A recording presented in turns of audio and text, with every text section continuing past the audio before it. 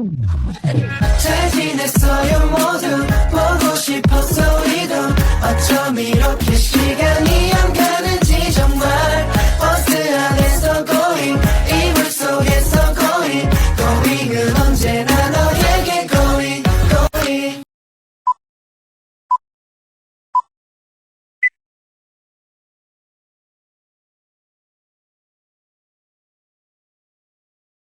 Assalamualaikum warahmatullahi wabarakatuh. Di sini saya akan menjelaskan materi tentang peran iklim dalam pertanian. Di materi ini ada beberapa poin penting. Yang pertama, cahaya matahari. Yang kedua, karakteristik matahari. Yang ketiga, suhu. Yang keempat, komponen udara. Ada dua faktor yang mempengaruhi pertumbuhan tanaman.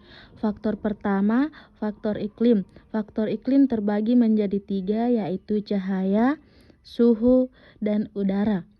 Faktor yang kedua, media tumbuh. Media tumbuh terbagi menjadi dua, yaitu tanah dan air. Poin pertama, cahaya matahari.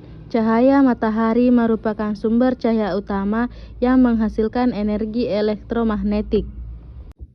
Cahaya matahari 51% diserap oleh permukaan tanah, kemudian 4% dipantulkan, 20% dipantulkan oleh awan, 6% dipantulkan oleh atmosfer, dan 19% diserap oleh atmosfer dan awan. Cahaya matahari memiliki beberapa karakteristik cahaya yang mempengaruhi tanaman. Yang pertama, intensitas, berfungsi untuk pertumbuhan akar dan pertumbuhan batang. Yang kedua, kualitas, berfungsi untuk tinggi tanaman dan pembentukan bunga. Yang ketiga, fotoperiod, berfungsi untuk pembentukan bunga dan dormansi. Intensitas cahaya matahari sangat diperlukan oleh tumbuhan untuk melakukan proses fotosintesis dan pencadangan makanan.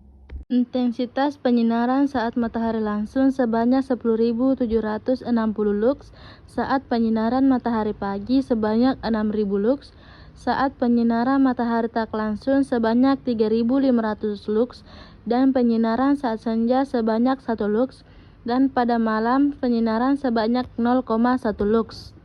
Bunga mawar memerlukan intensitas cahaya sebanyak 4.800 sampai 6.450 lux.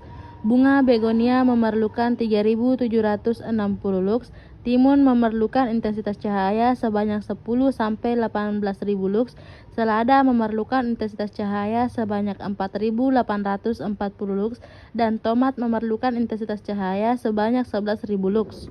Kualitas cahaya matahari di atas 450 sampai perkiraan 520 mengalami pertumbuhan vegetatif, sedangkan kualitas cahaya perkiraan 530 sampai 580 mengalami pertumbuhan tidak efektif, dan kualitas cahaya di atas 650 sampai 780 dapat membantu pembungaan atau kombinasi dengan biru. Fotoperiod dengan total 24 jam. Fotoperiod dengan lambangkan dengan light banding dark atau terang banding gelap.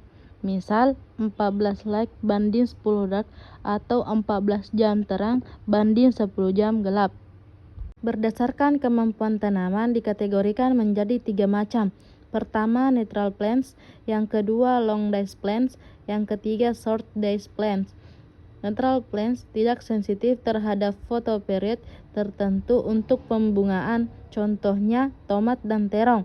Yang kedua, long days plants membutuhkan periode terang setidaknya 12 hingga 14 jam, contohnya wortel dan bawang. Short days plants membutuhkan periode terang setidaknya 8 hingga 10 jam, contohnya bayam dan ubi. Poin yang ketiga, suhu. Suhu dapat mempengaruhi pertumbuhan dan perkembangan tanaman melalui proses metabolisme. Proses metabolisme terbagi menjadi beberapa tahap, yaitu yang pertama fotosintesis, kedua respirasi, ketiga transpirasi, keempat germinasi, kelima pembungaan, dan yang keenam dormansi. Suhu pada tanah dapat mempengaruhi beberapa hal. Yang pertama, kandungan gula dan kanji. Yang kedua, pertumbuhan dan perkembangan. Yang ketiga, germinasi biji. Yang keempat, kerentanan terhadap penyakit. yang kelima pertumbuhan akar, dan yang keenam penyerapan air. Tiap spesies memiliki toleransi tersendiri terhadap suhu lingkungannya. Ada yang toleransi suhu sejuk, ada yang toleransi suhu sedang, dan ada toleransi suhu yang hangat. Contoh tanaman di toleransi suhu sejuk, yaitu wortel, apel, lobak, dan pir. Contoh tanaman di toleransi suhu sedang yaitu kentang, bunga mawar, tomat, dan peach. Contoh tanaman di toleransi suhu hangat yaitu labu, melon, kopi, dan ubi. Poin keempat yaitu komponen udara. Udara mengandung beberapa komponen penting seperti karbon dioksida, oksigen, dan nitrogen yang penting bagi metabolisme tanaman. Di dalam udara, kandungan nitrogen sebanyak 78%, kandungan oksigen sebanyak 21%, kandungan karbon dioksida sebanyak 0,4%, dan kandungan lainnya sebanyak 96%. Komponen udara terbagi menjadi 3 yaitu oksigen, nitrogen, dan karbon dioksida. Oksigen penting untuk respirasi sel yang diserap oleh tanaman. Nitrogen penting untuk pertumbuhan daun dan batang, sedangkan karbon dioksida penting untuk proses fotosintesis yang masuk melalui stomata. Karbon dioksida atau CO2 keberadaannya di atmosfer sebagai siklus karbon, sedangkan oksigen atau O2 keberadaannya di atmosfer sebagai siklus oksigen. Siklus karbon atau CO2 yang ada di udara diserap oleh tumbuhan, dan tumbuhan tersebut dimakan hewan atau bisa saja mati. Kemudian hewan mengalami respirasi menjadi CO2 atau bisa saja mati. Dan bangkai hewan mati tersebut mengalami dekomposisi menjadi CO2 atau menjadi bahan bakar fosil untuk pabrik. Cukup sekian yang dapat saya jelaskan materi tentang peran iklim dalam pertanian. Lebih dan kurangnya mohon dimaafkan. Wabillahi taufiq wal hidayah. Wassalamualaikum warahmatullahi wabarakatuh.